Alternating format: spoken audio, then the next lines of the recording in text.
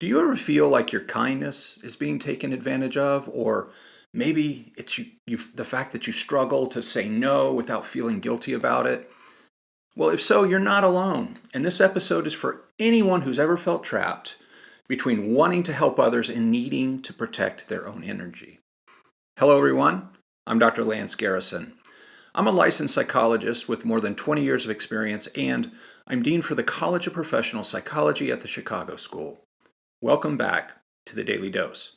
Now, before we jump in, please take a moment, reach out, hit the subscribe button for more videos on how evidence-based psychology and Stoic wisdom can help you live a happier and hopefully more fulfilled life. Now, empathy is one of the most beautiful of human traits. It connects us, it strengthens relationships, it fuels our compassion. But empathy without boundaries can quietly turn into exhaustion and resentment and even burnout. And it's what I call the empathy trap. It's the invisible cost of constantly saying yes. We fear being seen as uncaring or selfish, so we tend to overextend ourselves emotionally, physically, and mentally.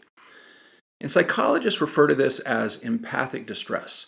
And it's when we absorb others' emotions so deeply that we lose our own sense of center. And almost everyone struggles with this at some point, whether you're a parent, a leader, a therapist, or just a friend.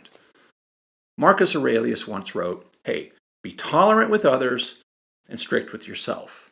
Now, he didn't mean cold detachment. He meant caring with discipline, knowing where compassion ends and self-sacrifice begins. Everyone with empathy has some sort of edge, the point where caring tips into self-depletion. And self-awareness helps you see the line for that before you cross it. So you start by identifying your personal energy drains and your non-negotiables. Who or what is it in your environment that leaves you feeling consistently exhausted?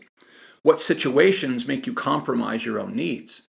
Because you've got to notice the early warning signs of boundary violations, like tension in your chest or irritability, or that sinking feeling of obligation instead of personal choice. And remember, empathy is understanding, it's not enabling. And when we try to fix everything for others, we're robbing them of growth and we're robbing ourselves of peace. And saying no doesn't have to be harsh. One evidence-based approach to this is the sandwich technique. So you start with empathy, you clearly state your boundary, and then you end with warm reassurance. So if I were to give you an example of this, it might be something like, "Hey, I care deeply about what you're going through, but I don't have the capacity to take it on for you right now. But I know that you will find the right way forward." And I think this balances honesty with compassion.